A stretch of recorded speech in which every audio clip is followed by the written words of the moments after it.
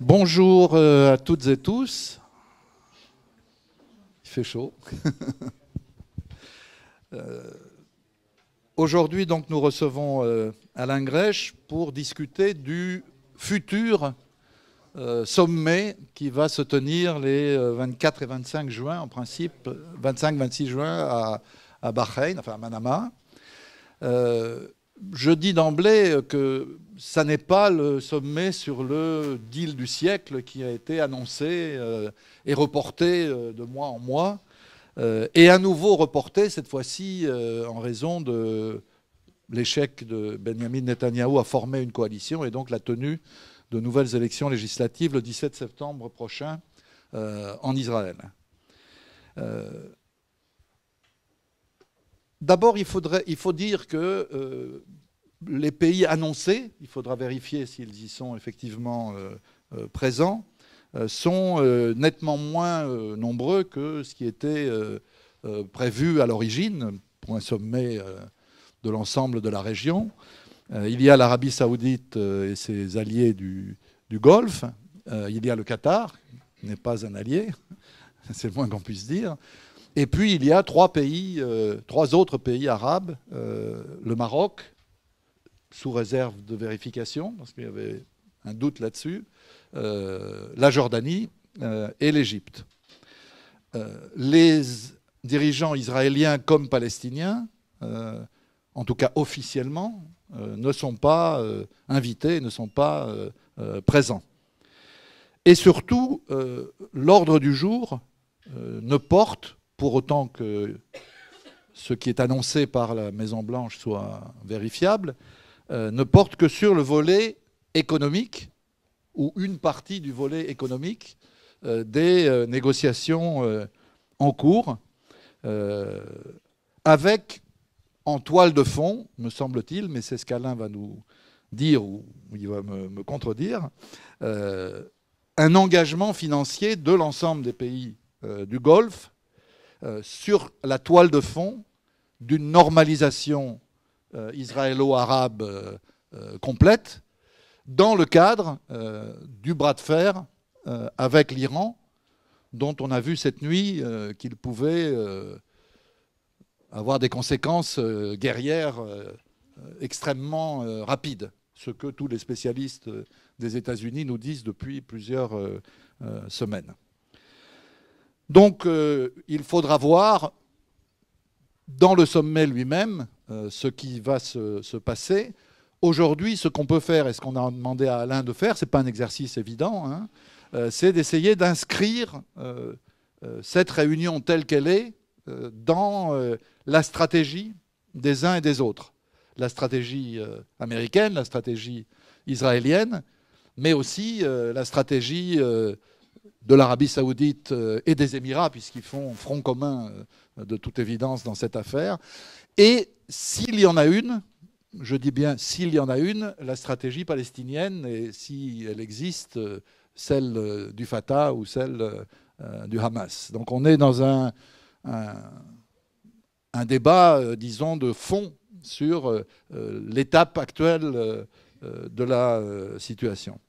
Ce n'est pas vraiment la peine de présenter Alain Grèche, qui est journaliste, qui est ancien rédacteur en chef du Monde diplomatique pendant quelques longues années, 10 ans, et qui a fondé et dirige le journal en ligne Orient 21, que je vous appelle non seulement à lire en ligne, mais aussi à financer, à cofinancer, puisqu'il est en pleine recherche de fonds comme régulièrement, 2 fois dans l'année, c'est ça ?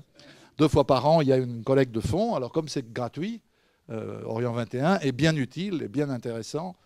C'est sympa aussi de contribuer à son développement.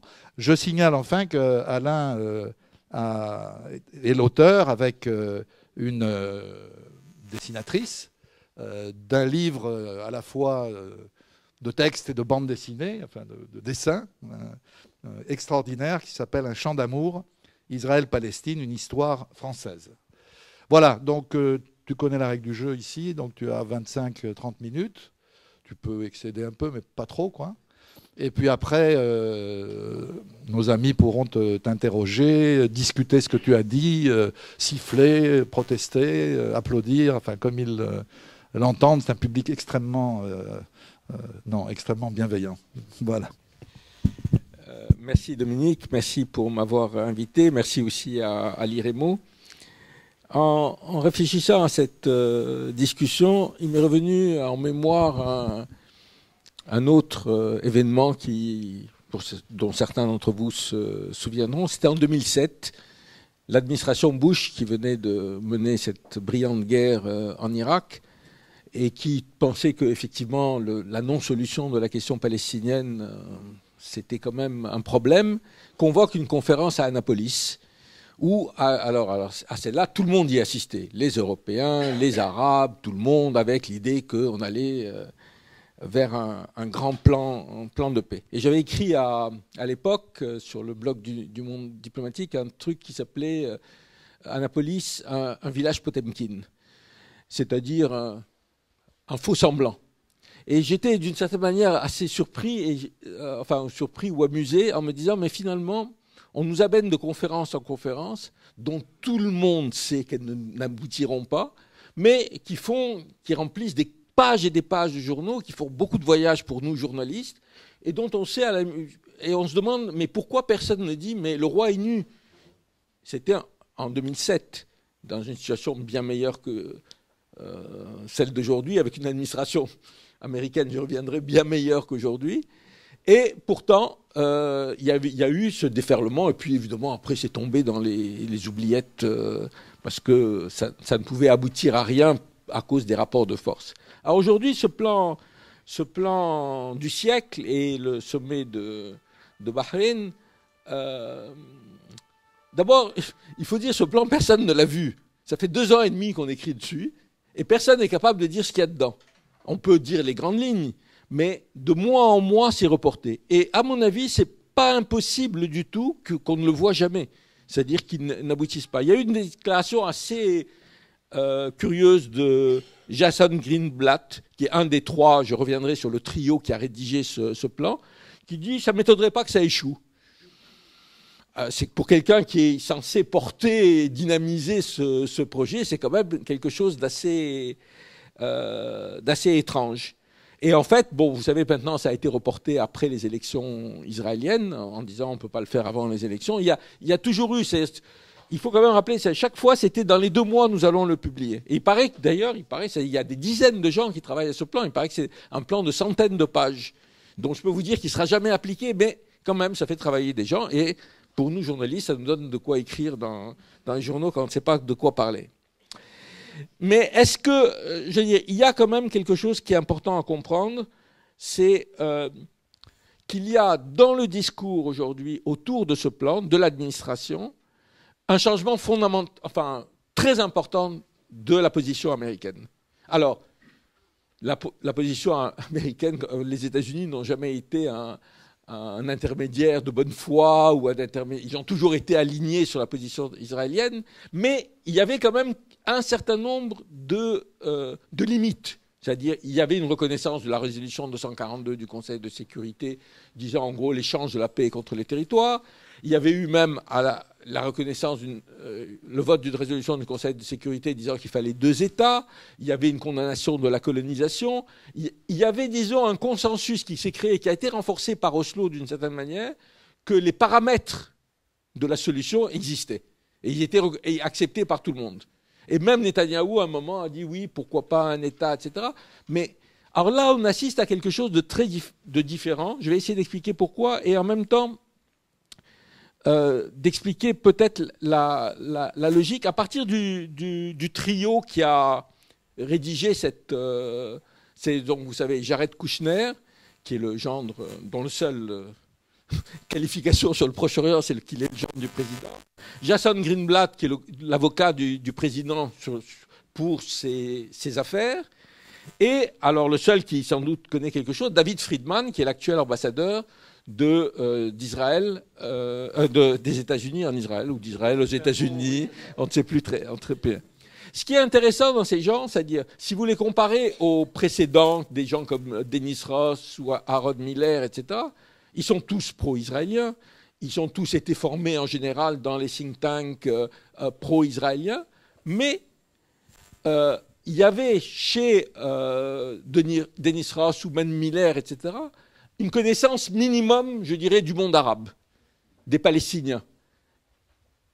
Ils connaissaient un peu la géopolitique de la région. Là, on a affaire à des gens, non seulement qui ne connaissent pas, mais qui ne sont pas intéressés par ça. Ils sont intéressés fondamentalement par défendre la position israélienne, mais en changeant, comme j'ai dit, le paradigme, c'est-à-dire le paradigme qui a été formulé par un think tank qui s'est créé au Congrès américain, pas un think tank, un groupe de pression qui s'est créé au Congrès américain, c'est la condition de la paix, c'est que les Palestiniens reconnaissent qu'ils sont battus. Il faut qu'ils acceptent ça, et à ce moment, tout est possible. Et ces gens, ce trio, il dit exactement ça. C'est-à-dire, il faut qu'ils acceptent. Et non seulement il faut qu'ils acceptent, mais à la limite, qu'ils n'acceptent pas n'est pas très important.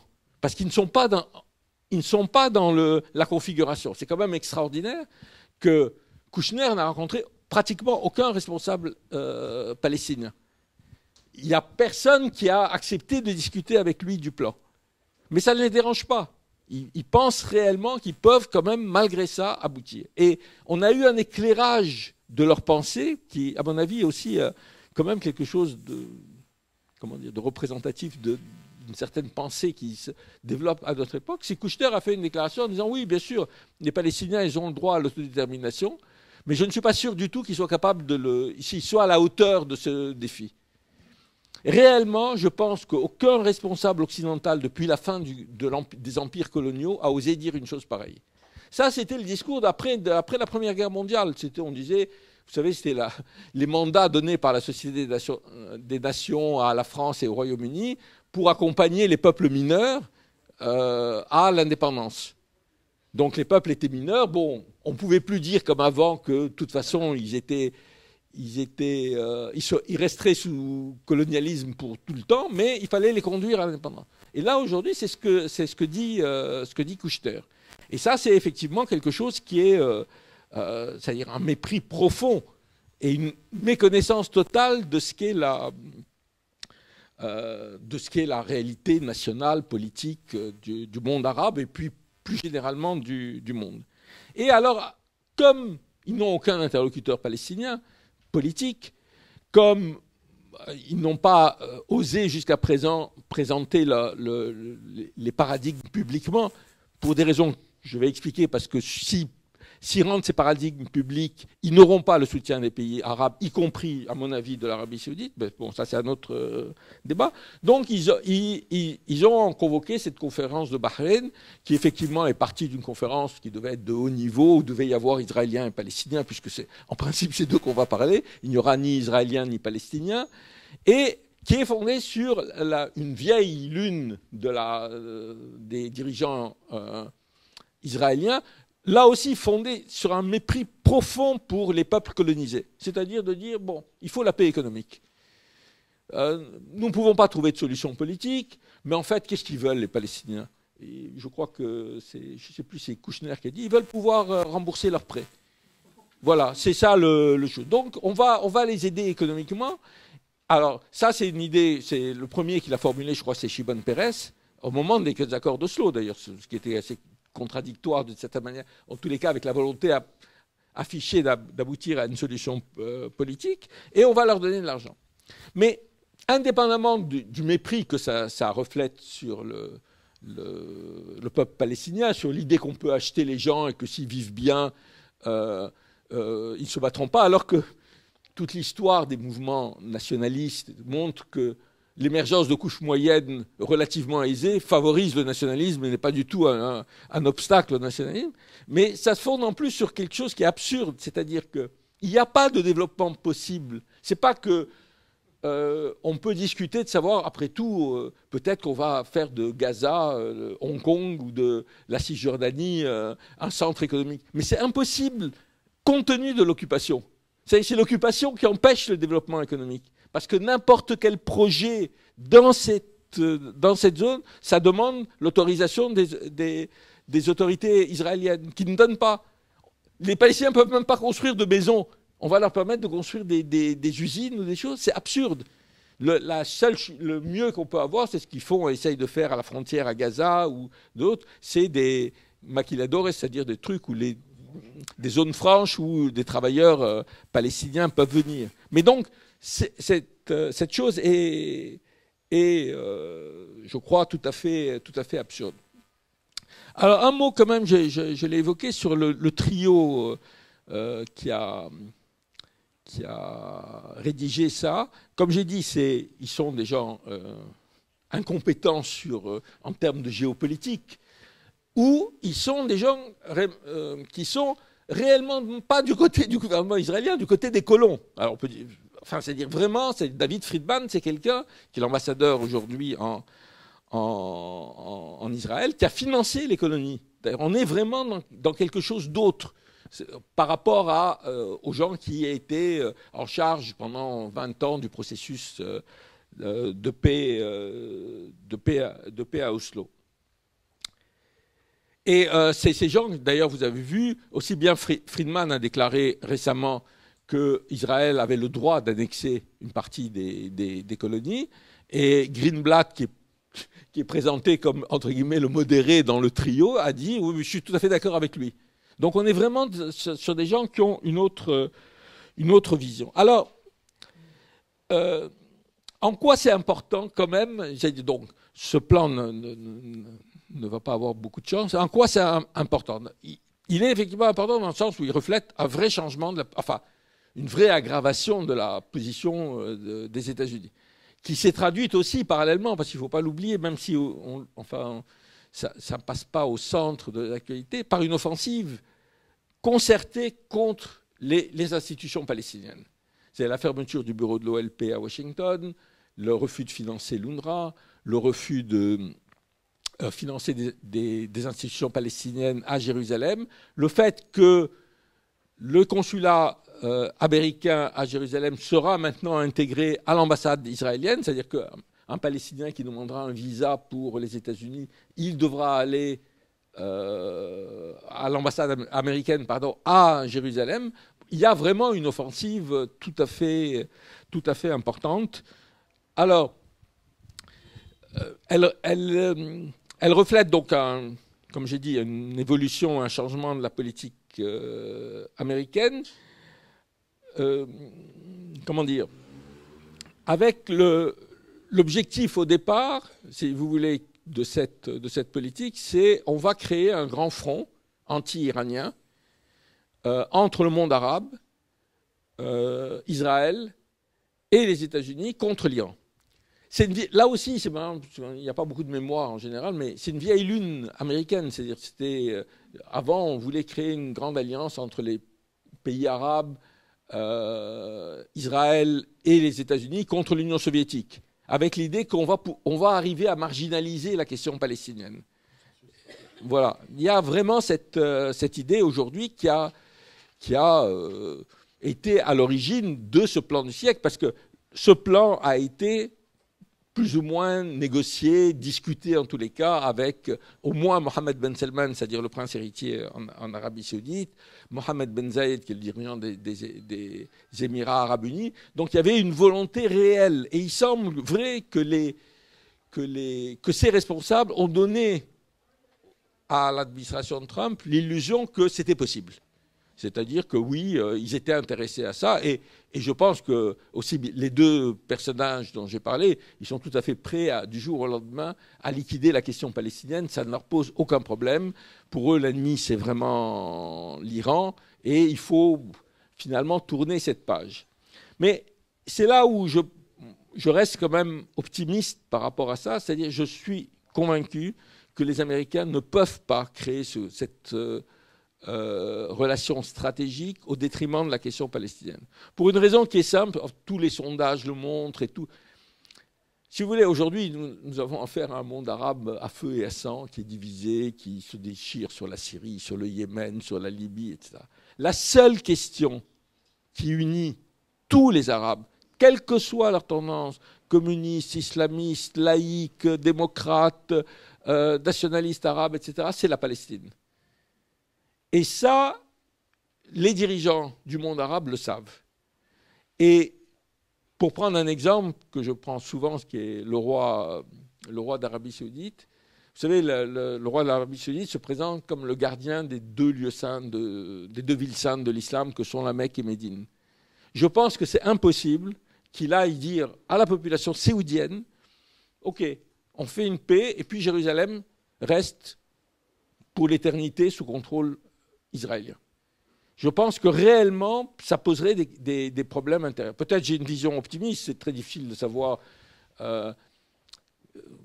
quels sont les rapports de force en Arabie Saoudite, mais on a vu par exemple que le roi a plusieurs fois rappelé à l'ordre son fils qui avait été trop loin.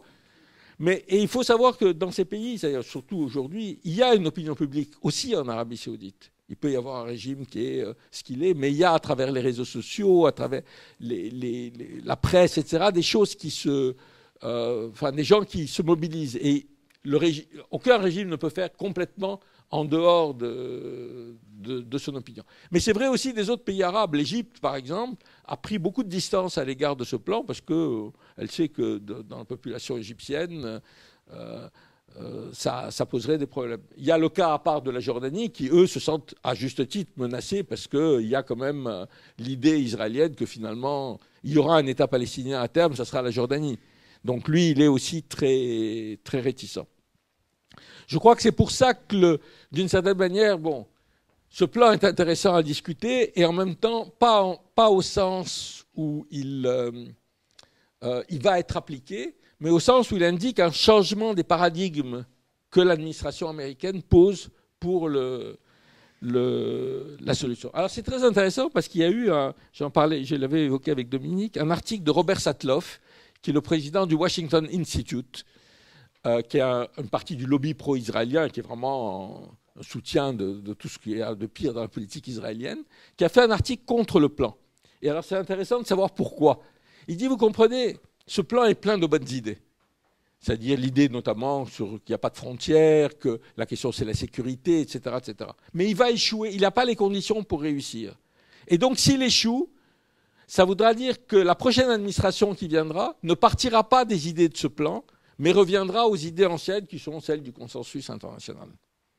Et je dirais ce qui est en cause, à mon avis, dans ce plan, c'est, y compris dans les réactions, alors je vais en dire un mot de l'Union européenne, de la France, des Russes, etc., c'est effectivement ça dans le plan. Ce n'est pas tellement que le plan va être appliqué aujourd'hui, mais c'est que, encore une fois, on parte de la légalité internationale pour dire, tout ça c'est fini, maintenant c'est des vieilles lunes, mais on va partir des idées tellement intéressantes qu'avaient avancé Kouchner et d'autres, et que finalement, l'Union européenne accepte ça. Et comme vous savez ou vous ne savez pas, mais à plusieurs reprises, des diplomates français ont été expliqués aux Palestiniens qu'ils avaient tort de s'opposer directement au plan, qu'il fallait attendre, qu'on ne savait pas, etc., etc. Alors, je veux dire, il n'y a aucun doute sur ce qu'il y a dans ce plan. C'est-à-dire, en fait, Kouchner l'a dit, il n'y a pas d'État palestinien, c'est ça le truc fondamental. Il y a simplement un développement économique, il y a la reconnaissance que Jérusalem est la capitale éternelle d'Israël, etc., etc. Donc, malheureusement, face à ça, c'est un autre aspect de la situation internationale et des difficultés, c'est que la communauté internationale, y compris la France, l'Union européenne, la Russie, la Chine, etc., n'ont pas un discours réel d'opposition à ça. À la fois, il y a une affirmation de principe, et par exemple, la Russie et la Chine ont fait une déclaration commune, ça avait un certain sens, disant qu'ils n'iraient pas à Bahreïn pour le sommet, mais en même temps, ils ne s'y opposent pas vraiment. Ils ne s'y opposent pas vraiment pour des raisons différentes, mais en ce qui concerne la France et l'Union européenne, c'est par la volonté de ne pas affronter les États-Unis et de ne pas avoir de politique autonome par rapport aux États-Unis. Alors ça, c'est pas tout à fait nouveau. Je veux dire, malheureusement, depuis Oslo, on a eu un peu tendance à se mettre à la traîne des États-Unis. Mais enfin, il y a eu des moments, par exemple, où, je crois que c'est en 1999, l'Union européenne a reconnu le droit des Palestiniens à un État. Il y avait encore un peu. Aujourd'hui, il y a un silence total et surtout une inactivité. C'est-à-dire qu'on laisse les Palestiniens seuls face à cette situation. C'est-à-dire et ça, c'est effectivement grave. Et ça m'amène à une remarque à propos de, si vous voulez, de l'importance de la question palestinienne dans le monde arabe et musulman, et d'un discours que vous entendez beaucoup maintenant, aussi bien au Quai d'Orsay que parmi les experts, disant, bon, écoutez, la Palestine, oui, c'est important, bien sûr, mais enfin, regardez la Syrie, le nombre de morts en Syrie, regardez le nombre de morts en Irak, regardez le Soudan, la Libye, le Yémen, etc., etc.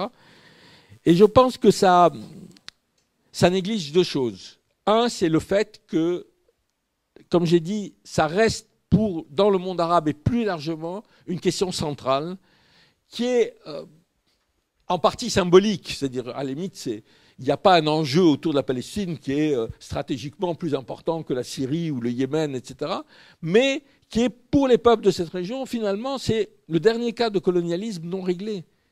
C'est quand même le rappel permanent de la présence coloniale et du tort qu'a fait le colonialisme à cette région. Et alors, il y a un autre argument que vous entendez aussi pour dire finalement c'est pas très important, c'est de dire regardez, aujourd'hui, le danger essentiel, c'est l'État islamique et Al-Qaïda, et eux, ils parlent pas de la Palestine. C'est pas vrai. Eux, ils islamisent la question de la Palestine. C'est pas pareil. Ils parlent pas de la Palestine en tant que volonté que la Palestine devienne indépendante, mais de libérer Jérusalem, comme de libérer le reste du monde arabe. Mais le discours sur Jérusalem est très important dans leur propagande. Et réellement, je pense que, vous savez, si on ferme toutes les portes à la diplomatie et aux solutions politiques, il ne faut pas s'étonner que des gens rejoignent ces organisations. C'est-à-dire, comme je dis, la violence, la violence, elle est créée par la situation. Alors on peut évidemment et on doit condamner toute attaque contre des civils, etc. Mais en même temps, ça ne suffit pas de le condamner moralement. Il faut dire aussi, mais pourquoi ça se passe? Pourquoi à un moment les gens prennent des armes? Pourquoi à un moment, y compris d'accepter, pourquoi à un moment des gens vont aller mettre des bombes aux États-Unis, etc. Parce qu'ils ont l'impression que tout ce qui a été tenté a échoué.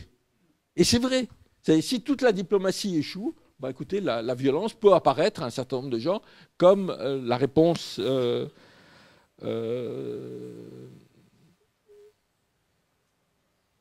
comme la réponse nécessaire. Et je voudrais terminer, puis je crois que j'ai fait, oui, c'est terminé, en disant vraiment que nous avons une responsabilité face à... C'est vrai que les Palestiniens sont, je ne vais pas en parler beaucoup, on viendra dans la discussion, sont une situation très difficile. Ils sont divisés.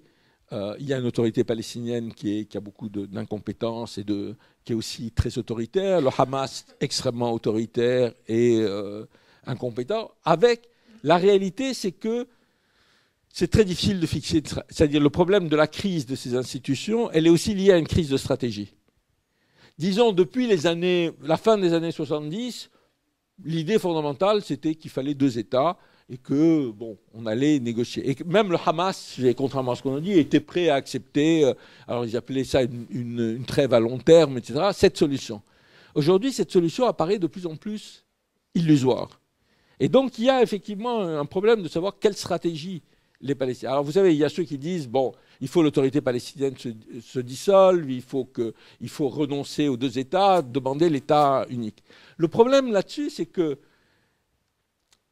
dans ces 30 ou 40 dernières années, ce que les Palestiniens ont gagné, c'est un niveau de reconnaissance internationale très important.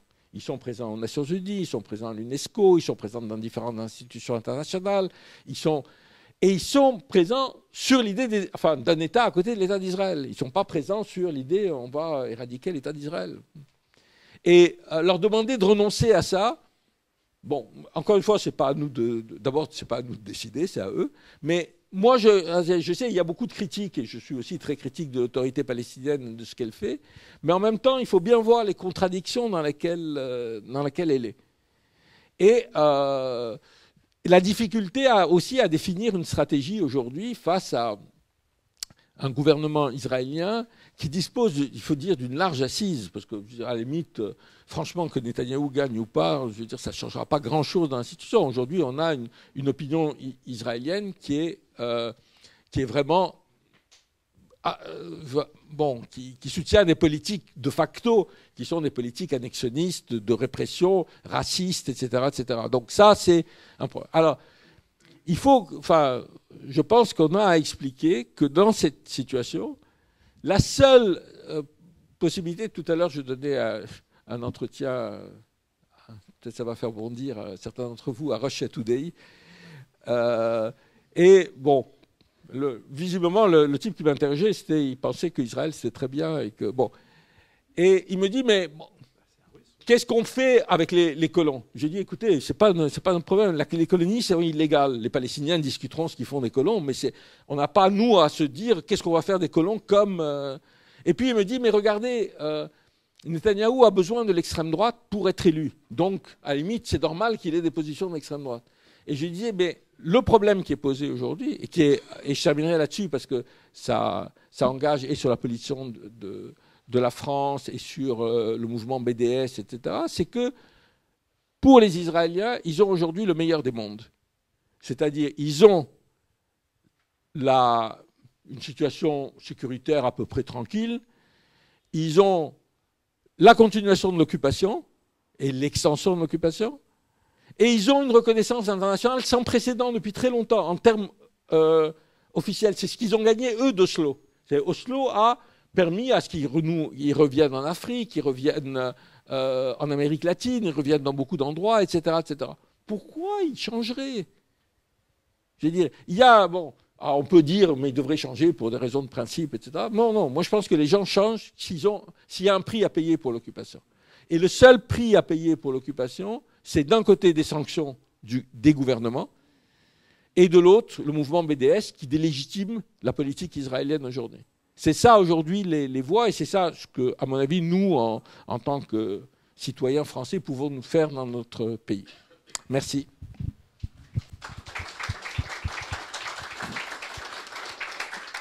Merci Alain. Avant de passer la parole à nos amis, je voudrais quand même te poser une question sur Israël, parce qu'il me semble qu'il y a une dimension supplémentaire à leur stratégie propre vis-à-vis du sommet, qui est une conscience très forte du temps.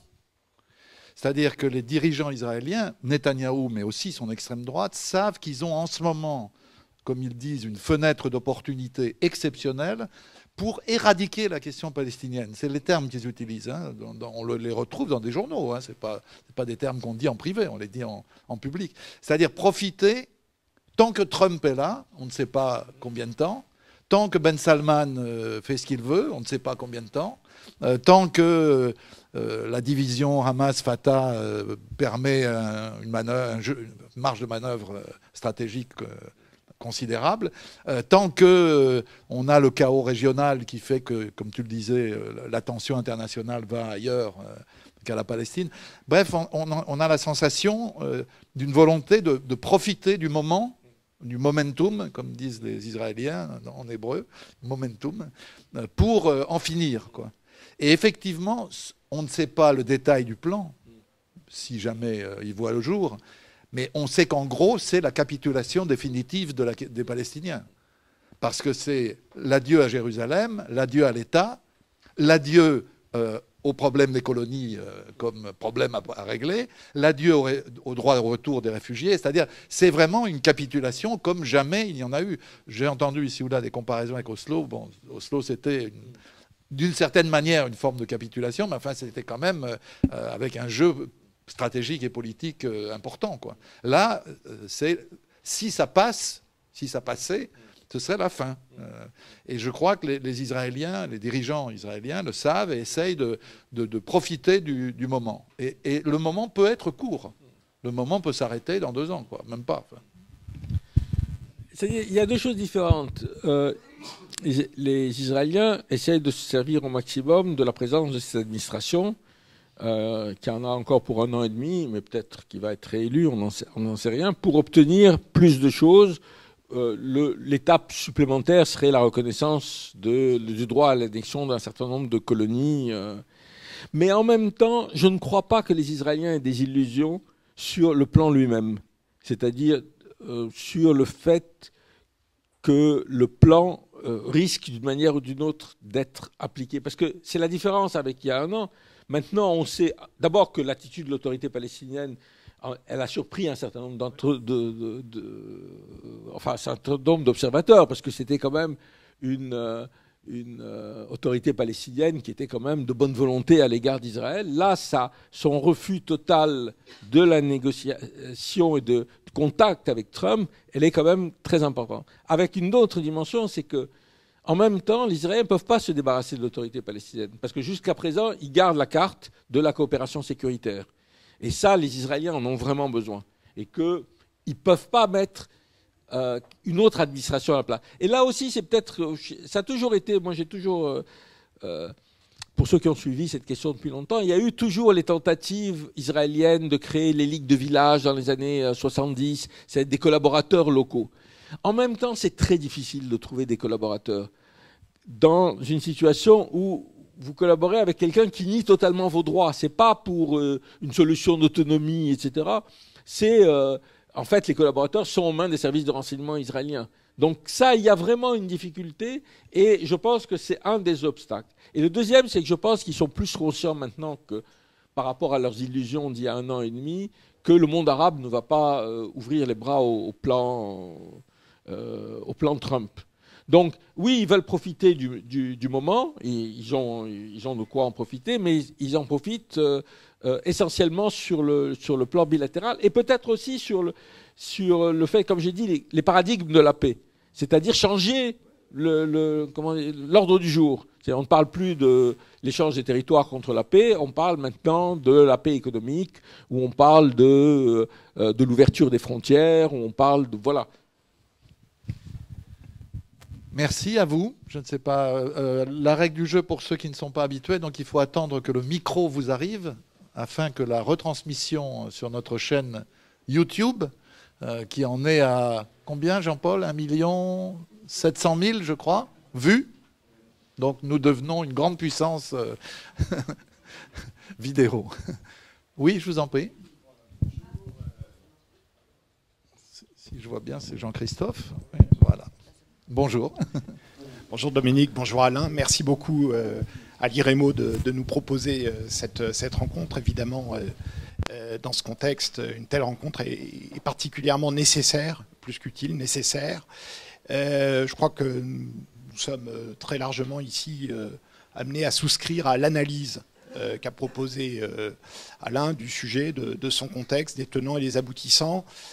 Je me permets toutefois de réagir à ce qui a été dit concernant la position française. Et je tiens à le faire, certains diront ici sous ma casquette, mais aussi à titre personnel. Je crois qu'il ne faudrait pas retenir des propos d'Alain à ce sujet, que la France aurait tenté de promouvoir un plan qu'elle non plus, ça doit être très clair, ne connaît pas. Et ne connaît pas, après, cela a été rappelé, plus de 2 ans d'évocation de ce plan. Jean-Yves Le Drian, d'ailleurs, a eu l'occasion de le dire, je crois que c'était le 29 mai dernier, vous pouvez retrouver cette déclaration, elle est tout à fait publique. En répondant à des questions de députés, Le Drian, notre ministre, a rappelé que dès qu'il avait pris ses fonctions au Quai d'Orsay, donc il y a un peu plus de 2 ans, son homologue de l'époque, c'était Tillerson, lui avait parlé de ce plan comme devant sortir de manière imminente. Bon, Jean-Yves Le Drian relevait donc que l'imminent durait depuis plus de 2 ans. Ce que j'aimerais dire, sans prendre trop de temps, ce sont 2 choses. Ce qui est important et ce que nous pouvons discuter dans les contacts très fréquents que nous avons avec nos partenaires palestiniens qui connaissent notre engagement historique sur la question, ce qui est très important, c'est que ces partenaires, dans une situation particulièrement difficile, comme vous l'avez rappelé, ne se retrouvent pas dans une situation encore plus difficile en apparaissant, ce qui serait un comble, comme étant la partie du refus, ou la partie, disons, adoptant une position antagoniste des objectifs réels de la communauté internationale. Et puis le second point que je me permets de rappeler, parce qu'on peut dire qu'en diplomatie, les paroles, certes, ne suffisent pas, mais elles sont quand même nécessaires. C'est que pas plus tard que le 14 juin, donc il y a exactement une semaine, nos autorités, par la voix du Quai d'Orsay, ont été amenées à s'exprimer sur le plan en rappelant les constantes de la position française, qui sont les constantes de la communauté internationale sur le conflit, et en indiquant, s'agissant de l'atelier de Manama, que nous avons pris note de la convocation de cet événement. Ceux qui connaissent le langage diplomatique ici savent qu'il y a des manières plus enthousiastes de marquer une réaction que de simplement prendre note. Merci. D'autres. On prend plusieurs questions, Alain, oui? Oui. Merci. Gérard? Merci Alain. Bon, tout ce que tu as dit me paraît extrêmement pertinent. Simplement, j'avoue que d'entrée de jeu, pour ne pas allonger, je ne partage pas du tout ton optimisme par rapport à ce qui pourrait ressembler à une solidarité des pays arabes dans la conjoncture actuelle.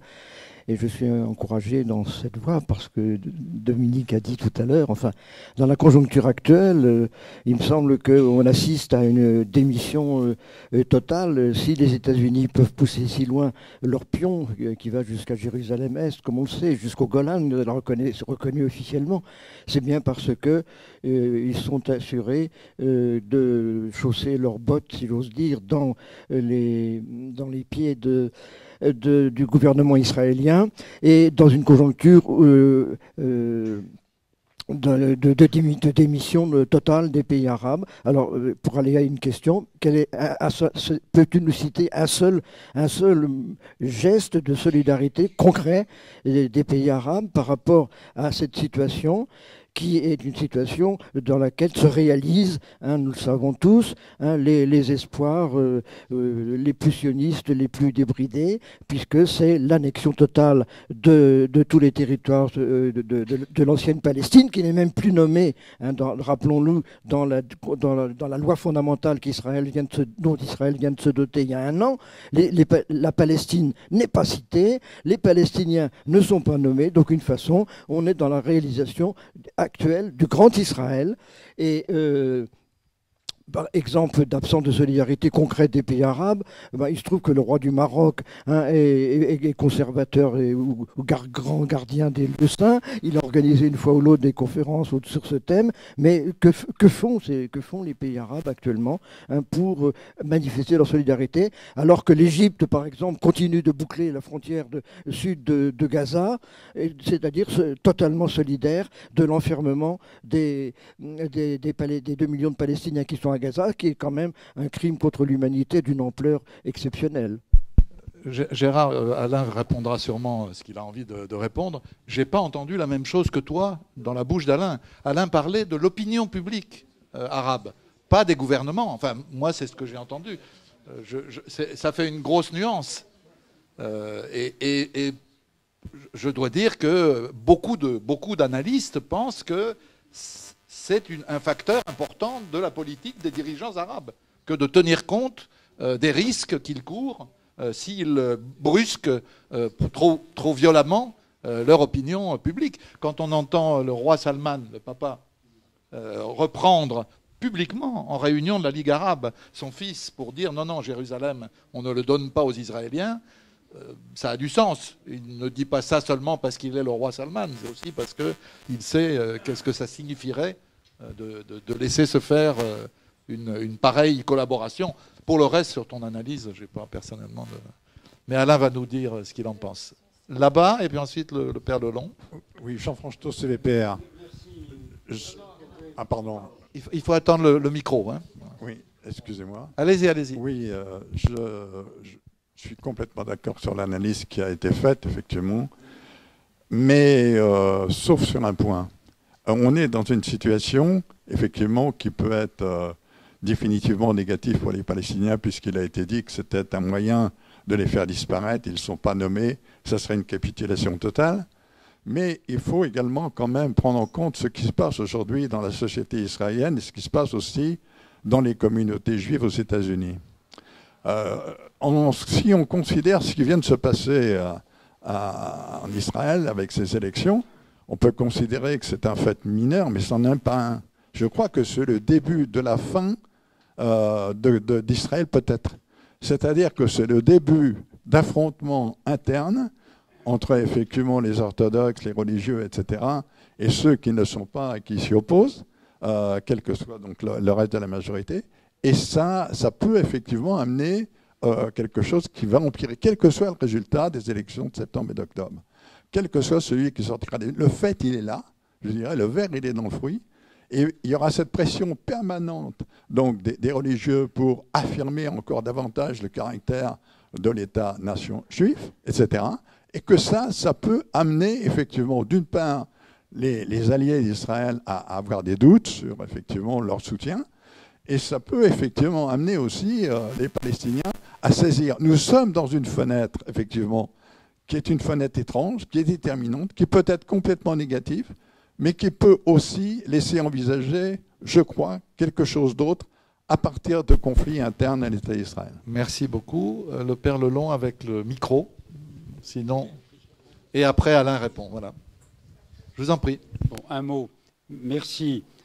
J'ai retenu de votre exposé que la situation était grave, mais qu'il fallait garder espoir, pour de bonnes raisons. Alors, il y a une question, en 2 mots, importante, c'est les rapports entre politique et religion, au pluriel. Le problème israélo-palestinien est un problème politique. Droit de l'homme, droit des peuples à disposer d'eux-mêmes, application des résolutions internationales. C'est un problème politique. Mais les religions sont impliquées, évidemment. Parfois pour le pire. Quand des colons juifs, ou même quand le gouvernement israélien utilise la Bible pour la politique qu'ils mènent. Quand, du côté chrétien, les évangélistes viennent soutenir Netanyahou. Les évangélistes.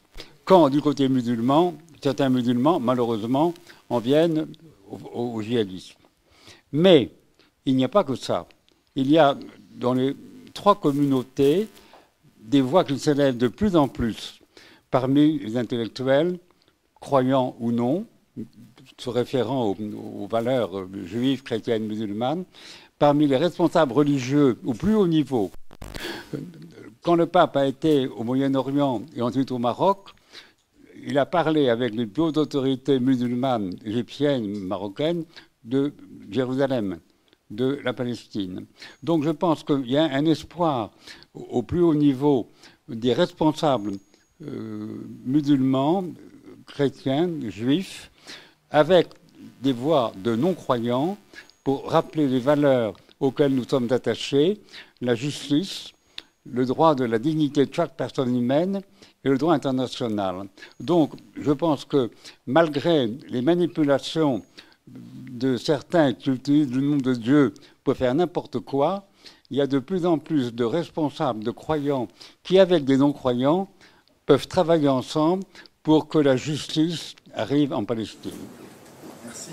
Alain ?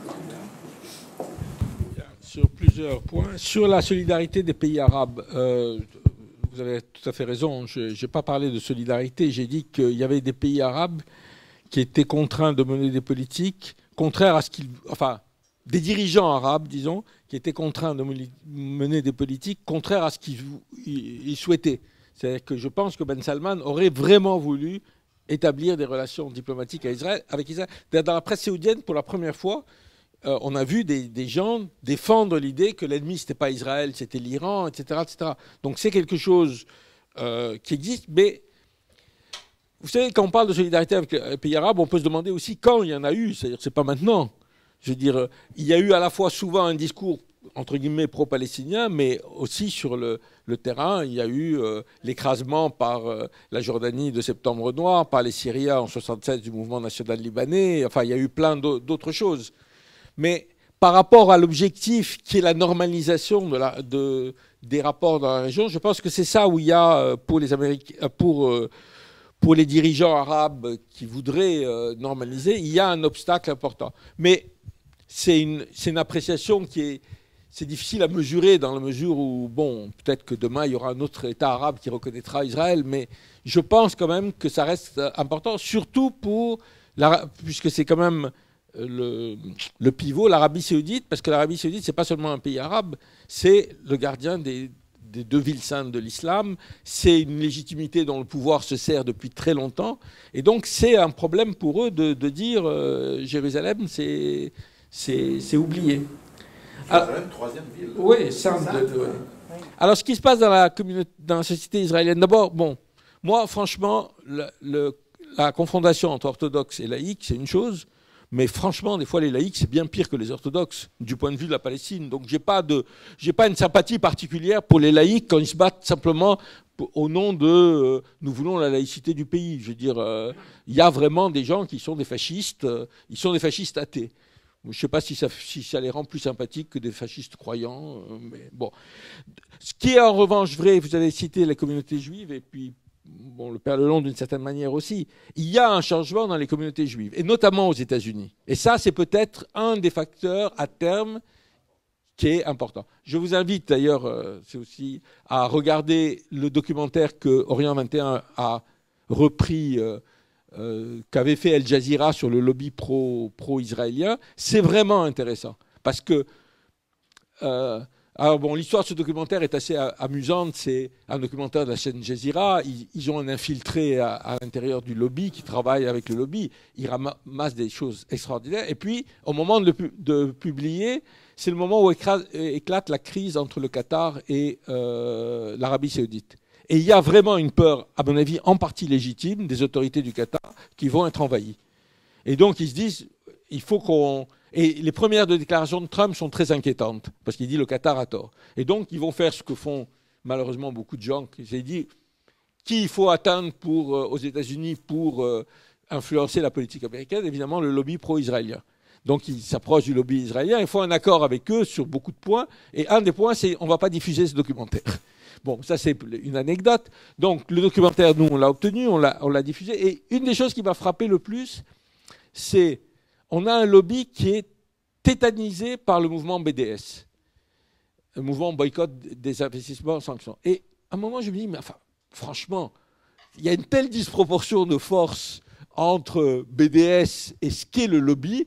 Pourquoi ils sont inquiets? Il y a un type qui l'explique tout à fait. Il dit, nous sommes en train de perdre les nouvelles générations dans les universités. Et les nouvelles générations, c'est les dirigeants de demain.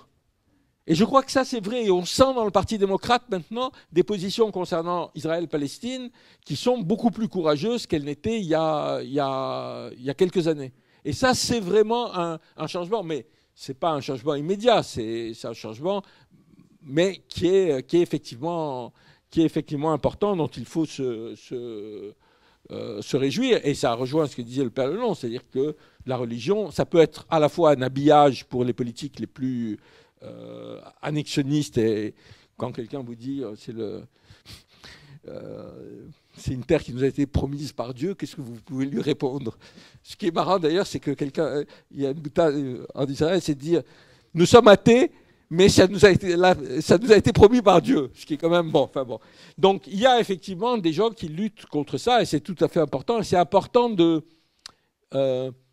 casser aussi dans les communautés juives cette image d'Israël. Et c'est d'autant plus important qu'aujourd'hui, la ligne essentielle de défense d'Israël, je veux dire, ils ne peuvent plus défendre leur politique. Franchement, c'est indéfendable.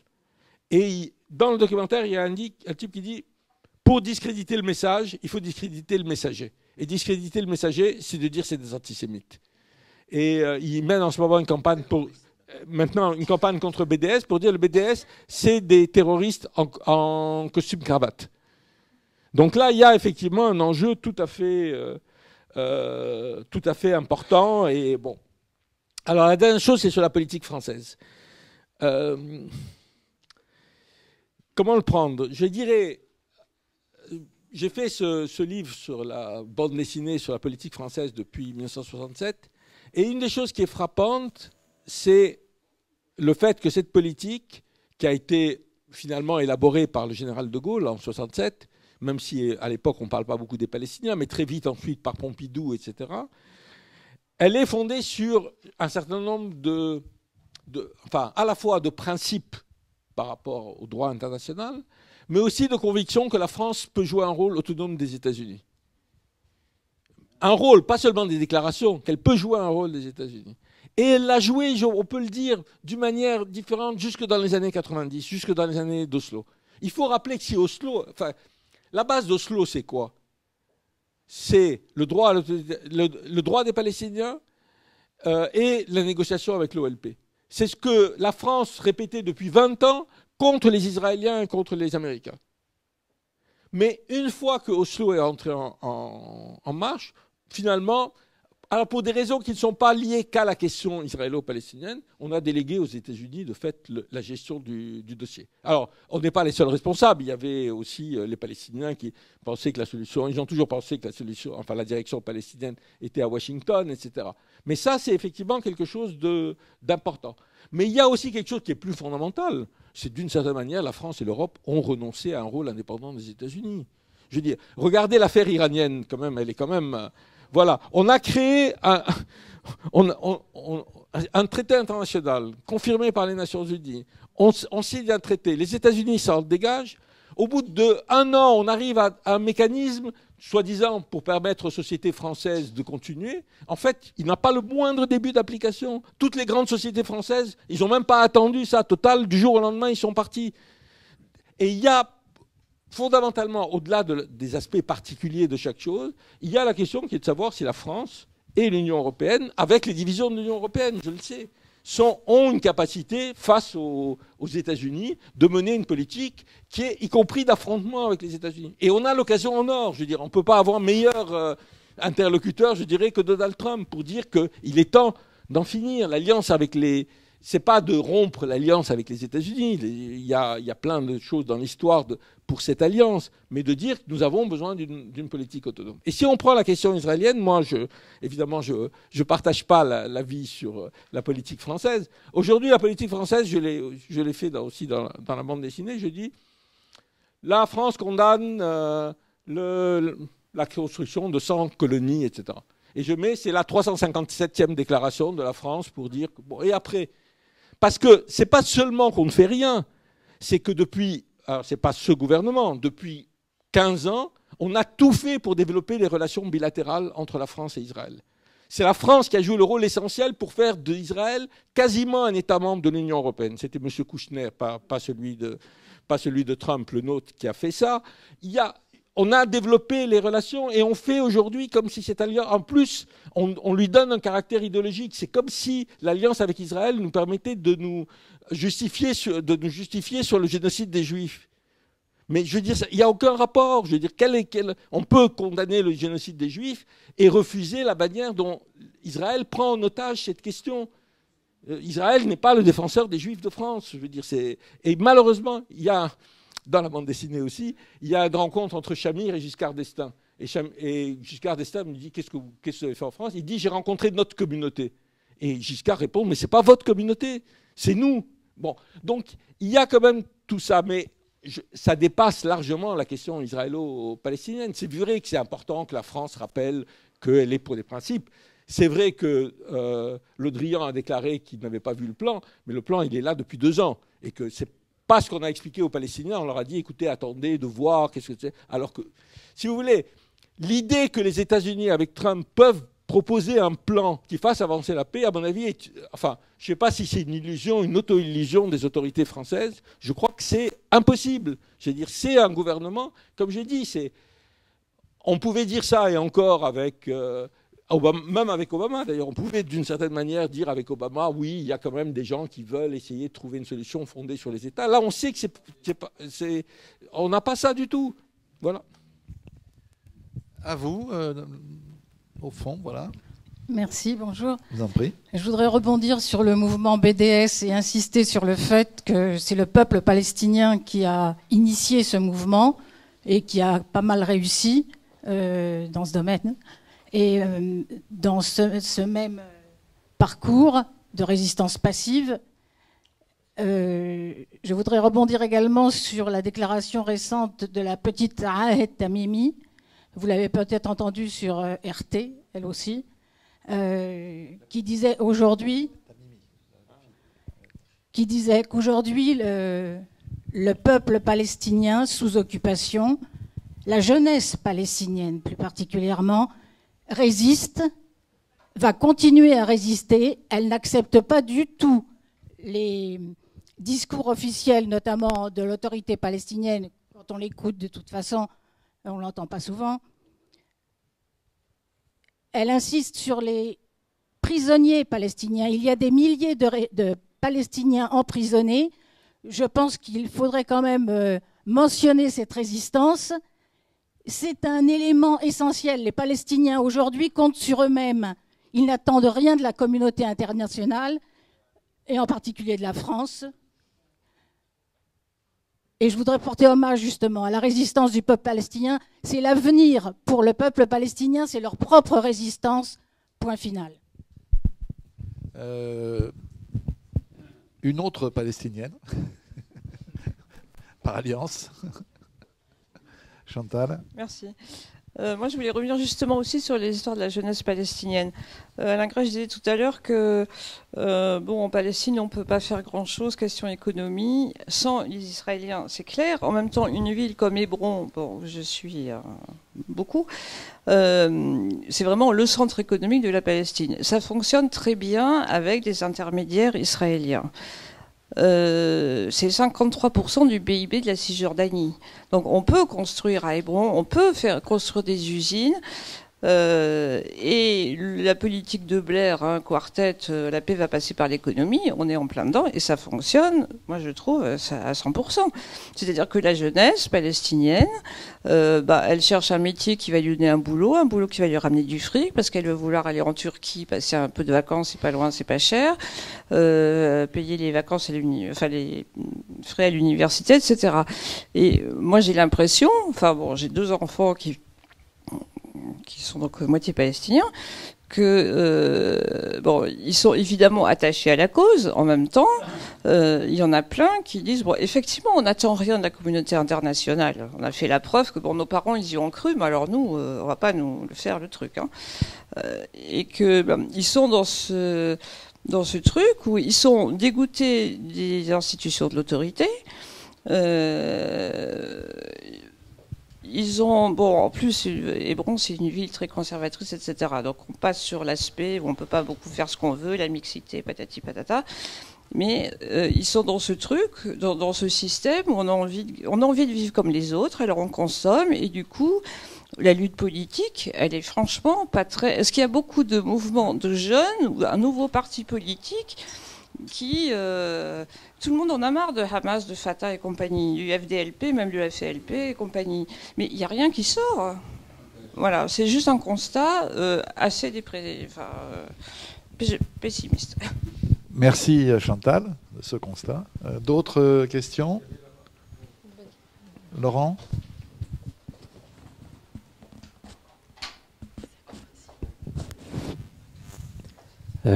Merci Alain pour cet exposé. Oui, alors, comme l'a dit la jeune dame là-bas, en effet, moi j'ai l'impression que les Palestiniens comprennent bien, alors il y a peut-être un découragement, comme l'a dit madame, etc., mais comprennent bien maintenant que dans le jeu international, l'Europe ne compte plus. Je pense qu'il y a eu, vous savez, il y a eu une délégation, je ne sais pas si vous avez entendu parler de l'Assemblée nationale qui a été sur place avec Marianne de Sarnez, etc. Moi, j'ai vu une partie du compte-rendu, c'est hallucinant. Moi, j'ai trouvé ça personnellement hallucinant. Bon, les questions après, à l'intérieur de l'Assemblée nationale, évidemment, il y a Meir Habib qui est complètement fou, vous devez le connaître, c'est hallucinant, ce qu'il peut dire. Raconte un tout petit peu, parce que très peu de gens ont vu Alors, il y a eu une délégation de l'Assemblée nationale il y a eu Marielle de Sarnez. Non, Marielle de Sarnez n'y était pas. Elle est... Oui, elle est, comment dire, c'est la responsable de la commission des affaires étrangères à l'Assemblée nationale. Il y a eu, je ne me rappelle plus Bruno Jeancourt, c'est lui qui dirigeait la délégation, et il y avait 4 autres personnes qui ont mené cette délégation, donc ils ont pu aller aussi à Gaza, ce qui est assez exceptionnel, vous savez, puisque Israël n'accepte pas, etc. Et ils ont fait un retour, chacun a parlé un peu, Bruno Jeancourt a parlé un peu plus longtemps.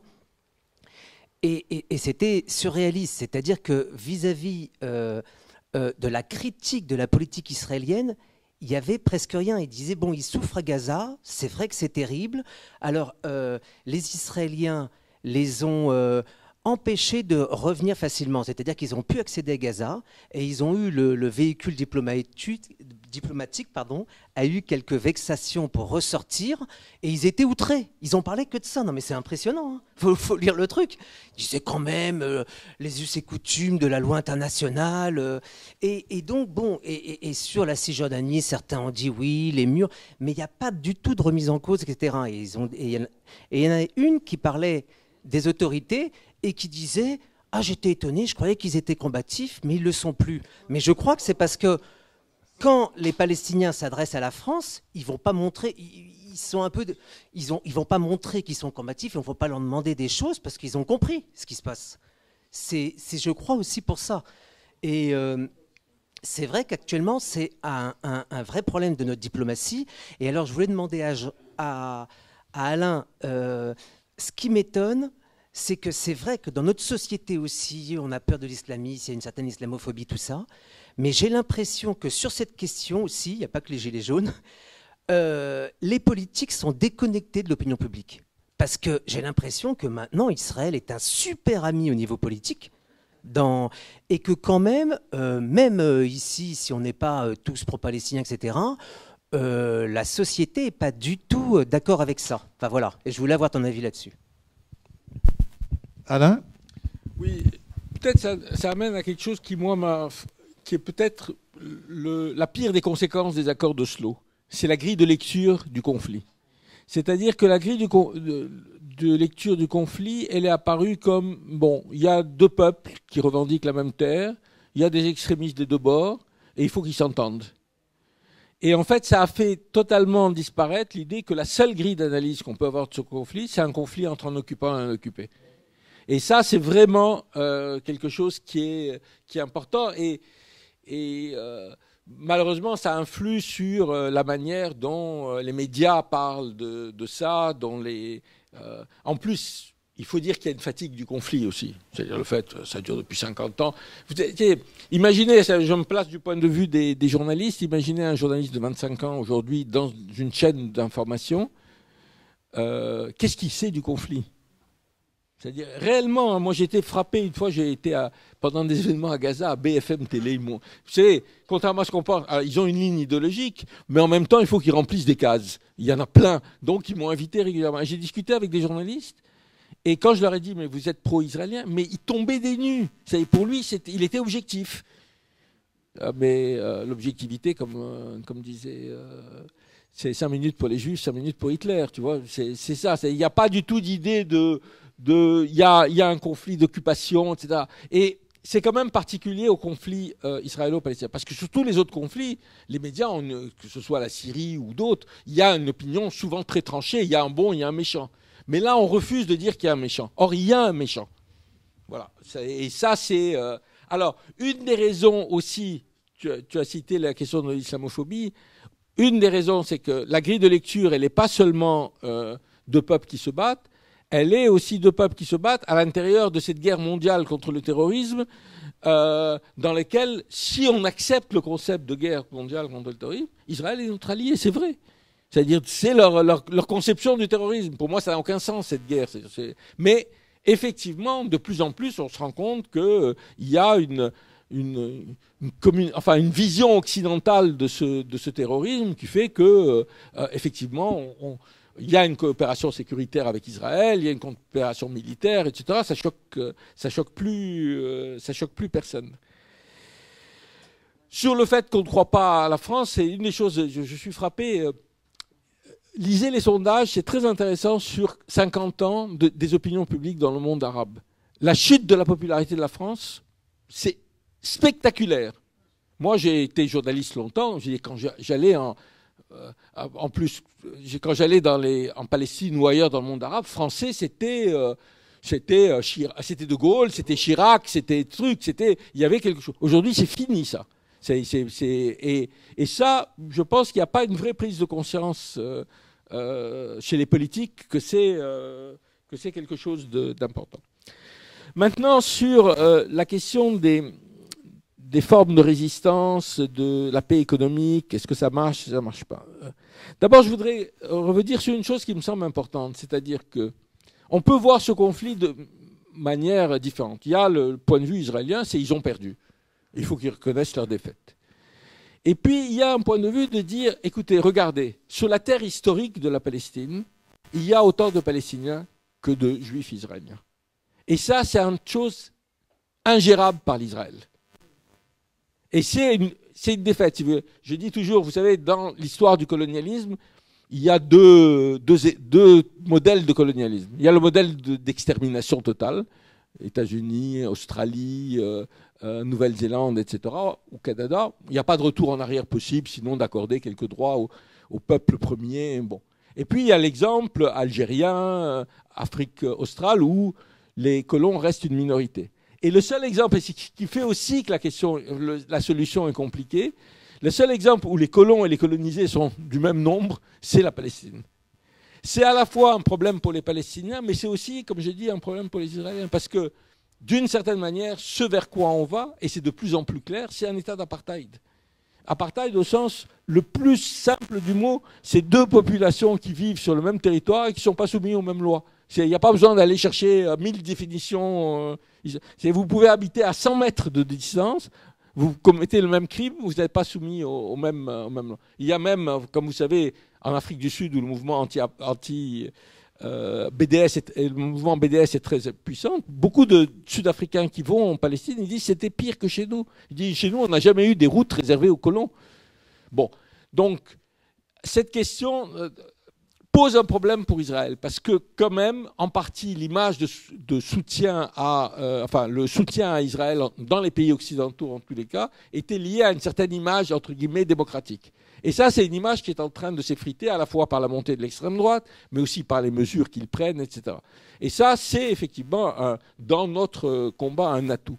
Maintenant, si vous voulez, par rapport à est-ce que les Palestiniens acceptent la paix économique, etc. Je veux dire, il ne faut pas être... C'est-à-dire, personne dans aucun pays ne mène une lutte pendant 50 ans en passant uniquement son temps à lutter. Les gens, ils ont besoin de vivre, ils ont besoin de manger, ils ont besoin de fonder une famille, de se distraire, etc. C'est pas choquant. Enfin, moi, je veux dire, je ne demande pas à tous les Palestiniens, en plus, ça serait quand même assez gonflé, de se sacrifier tous les jours au nom de la cause. Mais en même temps, les formes de résistance sont différentes. C'est vrai qu'aujourd'hui, c'est très difficile. Les formes de résistance sont plus difficiles à trouver parce qu'il n'y a pas de perspective politique, parce qu'on en a marre, comme vous avez dit, du Fatah, du Hamas, etc. Mais qu'en même temps, il n'y a pas de force alternative. Il n'y a pas de force alternative aussi parce que le Hamas et le Fatah empêchent qu'il y ait de forces alternatives, comme font tous les régimes arabes. C'est-à-dire, moi je me souviens en février-mars 2011, au moment des printemps arabes, ce qui m'avait frappé, c'est la manière dont les manifestations de jeunes avaient été réprimées aussi bien à Gaza qu'à Ramallah. C'était exactement les mêmes méthodes. Mais en même temps, il y a des formes de résistance. D'abord, le fait de rester sur place est une résistance. Le fait de créer, on a publié dans Orient 21 un article sur un phénomène que je ne connaissais pas, le parcours, avec un cas, qui est des jeunes qui apprennent qui font du skate en sautant au-dessus des toits et des murs pour échapper au contrôle. Ça, c'est une forme de résistance. Des fois, les chansons est une forme de résistance. Vivre là-bas, c'est une forme de résistance. Et un des problèmes, c'est que malgré tous les efforts faits par les Israéliens pour les pousser dehors, notamment à Jérusalem, aujourd'hui, le nombre de Palestiniens, ça reste un tiers de la population. Et malgré tous les efforts, les évictions, etc. Donc, voilà, je veux dire, en même temps, bon, moi, enfin, je ne viendrai pas à l'idée de reprocher aux gens de vouloir vivre. On peut vivre et lutter. Et en même temps, c'est d'autant plus important que, si vous voulez, il y a des luttes où il y a un paroxysme de la lutte, donc où la lutte représente 80% de votre vie. Mais quand vous êtes sur une stratégie à long terme, je veux dire, personne ne peut lutter 90% de son temps pendant 50 ans. Donc, moi, je le prends comme quelque chose de normal et pas quelque chose qui indique que les Palestiniens aient renoncé à leur identité. Et un dernier élément, c'était le fait qu'il y a maintenant une diaspora palestinienne relativement importante, notamment aux États-Unis, mais aussi en Europe, etc., qui aussi joue un rôle important dans les manifestations et les mobilisations de la Palestine. Je termine en disant, vous savez, quand même, un des atouts des Palestiniens, même si ce n'est pas assez ce qu'on fait, etc., c'est que la Palestine est la seule ou dernière grande cause internationale. Quand il y a eu des événements à Gaza, etc., vous avez des manifestations en Asie, en Amérique latine, en Afrique, etc. Il n'y a pas d'autre cause qui est comme ça. Donc ça aussi, c'est un atout. Alain, il y avait quelque chose qui m'a semblé très important dans ce que disait Laurent tout à l'heure, outre ce à quoi tu viens de répondre, c'est ce qu'il a dit sur le décrochage entre l'appareil politique français et l'opinion. Parce que quand on se demande, vous trouverez sans mal pourquoi je me pose cette question, pourquoi est-ce que Macron a renoncé à la loi interdisant l'antisionisme, même s'il y a la queue de comète autour de la définition Yachera. Évidemment que les juristes étaient contre, que ça a joué un rôle. Évidemment qu'il avait peur que le Conseil constitutionnel dise des vies d'opinion, on ne peut pas. Évidemment qu'autour de lui, il y avait des gens hostiles, notamment le président de l'Assemblée nationale, c'est quand même important, Richard Ferrand. Mais quand même, je veux dire, le fait que, sondage d'il y a un an, 70 ans d'Israël, 57% des Français disent on a une mauvaise image d'Israël. 57%. 69% disent on a une mauvaise image du sionisme. 71%, on arrive presque au consensus, disent c'est Israël qui est responsable de l'impasse actuelle. C'est difficile de ne pas en tenir compte, quoi. C'est compliqué de gérer une opinion comme celle-là pour des, excusez-moi l'expression, vieux de la vieille, comme Alain et moi, qui avons connu des périodes où 95% des Français étaient aux côtés d'Israël, menacés de génocide par les Arabes en 67, et ça a duré jusqu'à la guerre du Liban. On a quand même quelque chose de problématique, mais c'est effectivement une difficulté de comment faire passer ce message-là. L'opinion n'est pas d'accord avec vous, vous les députés, vous les ministres, vous le président de la République. Juste, effectivement, je voulais répondre, j'ai oublié. Il y a ce problème de décrochage, sans doute aussi lié au fait que peu de gens votent, se déterminent le jour du vote en fonction de Israël-Palestine. Bon, il y a un certain nombre de gens qui vont le faire, mais peu de gens Mais il y a effectivement un décrochage qui est effectivement... Alors, moi, je pense qu'il y a aussi une question générationnelle. Je rappelle souvent, moi, j'ai passé mon bac en 65, 66, 67. Le génocide des Juifs, c'était 2 lignes. J'ai mis 3 ans pour avoir le bac. J'étais très mauvais. Donc, je ne me rappelle pas. C'est plutôt une question d'âge. Donc, c'était mes enfants, ils ont été saturés de ça. Avec, en partie, à raison, en partie à tort, avec un niveau de culpabilité. Et je pense qu'une partie des générations qui sont au pouvoir ont en arrière-plan l'idée de la responsabilité de la France dans le génocide, etc. Et que c'est aussi un argument. Et alors, quand même, pour vous dire, il y a quelque chose que vous pouvez faire. Le conseil municipal de la ville de Paris a décidé de créer une place Jérusalem. C'était une demande de Joël Mergui, le président du consistoire juif. Pourquoi pas une place Jérusalem, je ne sais pas. Et Anne Hidalgo envoie une lettre à Joël Mergui pour lui dire oui, et elle ne parle pas de Jérusalem occupée, elle ne parle même pas de Jérusalem et de ses relations avec le christianisme, même pas l'islam. Et elle dit simplement ça améliorera la relation entre Israël et le... Bon, je pense que c'est pas... Enfin, moi, comme vous savez, le responsable international de la mairie de Paris, c'est Klugman, qui est un membre du CRIF, et je pense que c'est lui qui l'a écrit, dirigeant du CRIF. Je pense que ça vaut la peine, d'abord, d'aller regarder. Moi, j'ai publié, c'est accessible facilement, j'ai publié sur ma page Facebook la lettre d'Anne Hidalgo, et de lui écrire. Ça aussi, c'est-à-dire de dire... Parce que l'enjeu, c'est pas tellement qu'il y ait une place Jérusalem, c'est qu'est-ce qui va se passer à la cérémonie. C'est-à-dire quand il y aura une plaque, pas une plaque, enfin le nom de Jérusalem, qu'est-ce qui va se passer? Et là, effectivement, il y a quelque chose que vous pouvez faire. Vous êtes, pour la plupart d'entre vous, vous habitez ici, donc c'est écrire à votre mère et écrire à elle pour dire que c'est quand même quelque chose de scandaleux. D'autres questions? Si je peux juste me permettre une précision sur le parcours qui n'est pas du tout du skate en fait, mais parce que pour notre génération c'est beaucoup plus parlant, mais c'est une manière de se déplacer de manière rapide dans l'espace urbain et en sautant les obstacles plutôt que les contournant. Et effectivement les jeunes sautent le mur comme ça, 8 mètres de mur qu'ils arrivent à sauter. Merci. Jean-Christophe. Pardon. Je vous rassure, je ne vais pas poursuivre mon échange avec Alain sur la politique française, un peu un échange en verre à demi plein ou à demi vide, sur la persistance du chant d'amour ou au contraire, du point de vue d'Alain, ce qui l'a déçu. J'aimerais rebondir, si vous me permettez, en rappelant quand même l'engagement de la France sur la question palestinienne, mais j'aimerais rebondir sur la question, d'une certaine manière, sur la question du décrochage opinion-autorité qui a été évoquée et par Dominique et par Alain, pour répondre pour réagir de manière très concrète, précise, aux propos de Laurent, je crois, si je ne me trompe pas de prénom tout à l'heure. On peut, encore une fois, un des grands mérites de l'IREMO, c'est d'être le lieu d'un libre débat, informé sur les enjeux de la région, en particulier ceci. Mais justement, IREMO, comme Orient 21, nous rappelle l'importance de l'exactitude des faits. Parler d'une délégation parlementaire, de sa raison de visite, c'est une chose.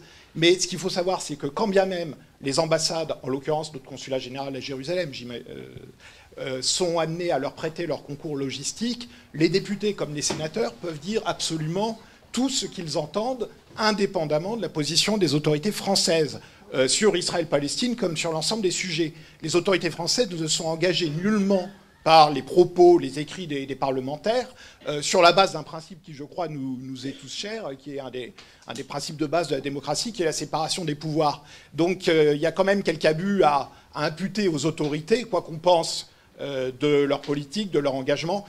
Il faudrait prolonger quand même la dimension européenne de la question. C'est de plus en plus difficile de travailler en européen sur la question. On peut donc discuter la politique de nos autorités, mais sûrement pas leur imputer les déclarations ou les écrits de parlementaires sur ce sujet ou les autres. Mais Jean-Christophe, juste sur un point très précis, oui. Je partage ce que vous dites, hein, évidemment, sur la liberté des élus de la République. Enfin, ça me paraît évident.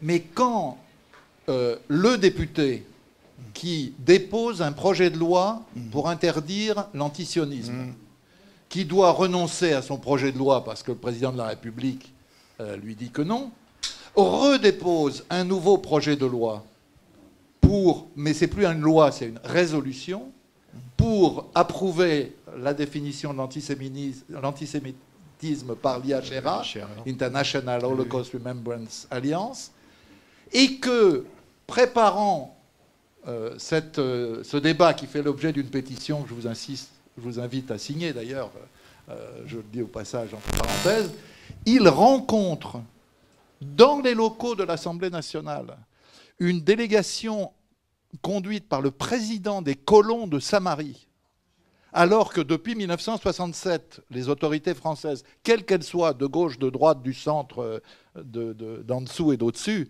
ont toujours condamné, en tout cas formellement, la colonisation. Là, on est aux limites de l'exercice, parce que, voilà, qui dit quoi au nom de qui? Et il y a une volonté chez certains élus de créer ce mélange de genres où on ne sait plus très bien quelle est la signification de la démarche, il me semble. Hein. Et ça s'est passé dans les locaux de l'Assemblée nationale. Voilà.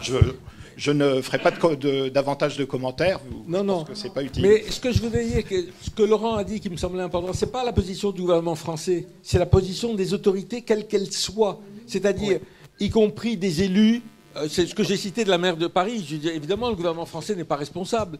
Mais effectivement, ça indique un certain décrochage qui nous frappe tous entre la force du sentiment favorable à la Palestine et l'attitude de nos élus et de nos responsables, disons. Ça touche les partis politiques, les élus, le gouvernement, etc. Voilà, c'est ça.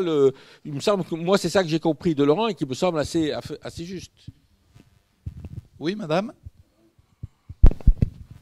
Moi, je voudrais dire un mot sur la force de l'opinion publique, parce que je suis frappée par l'importance du mouvement BDS aux États-Unis, qui effectivement fait bouger les lignes, et d'un côté, et de l'autre côté, la faiblesse du mouvement en France. Donc peut-être il serait important qu'il y ait un renforcement des actions dans notre pays. Et juste une petite information concernant le Maroc. J'ai entendu parler d'un appel à manifestation dimanche, qui pourrait peut-être aussi faire bouger le gouvernement marocain dans un sens plus favorable. Alain, ce sera peut-être la dernière remarque, si tu veux, non? À propos de BDS. Oui, bon. Il en est où en France? Franchement, je ne suis pas assez dans le détail le mouvement, mais il y a eu plein aussi bien au niveau local que Dominique Veolia, etc., des choses. Il faut savoir que BDS, quand même, pour l'essentiel, pour moi, c'est pas que ça va permettre le boycott économique d'Israël. Les relations économiques entre Israël et l'Occident sont très fortes. Ça peut avoir des effets ponctuels, comme dans l'affaire Veolia, mais ça a un effet dans l'opinion. C'est-à-dire, c'est ce que les Israéliens appellent la délégitimation d'Israël. Ils ont raison. Il y a un aspect là-dessus qui me semble être l'élément essentiel. Maintenant, c'est difficile de comparer les mouvements parce que selon les situations, c'est très difficile. C'est vrai, moi j'ai été frappé par la force aux États-Unis, par la mobilisation, mais c'est essentiellement les campus. Et les campus jouent un rôle. Enfin, il y a une activité politique sur les campus aux États-Unis beaucoup plus importante que, en tous les cas, aujourd'hui sur les campus en France. En tous les cas, pour terminer par un peu de publicité, vous avez ce journal qu'on a publié avec nos amis de Politis qui revient un peu sur toute l'histoire du mouvement de la solidarité avec la Palestine, que vous trouvez en vente pour la somme modique de 3 €.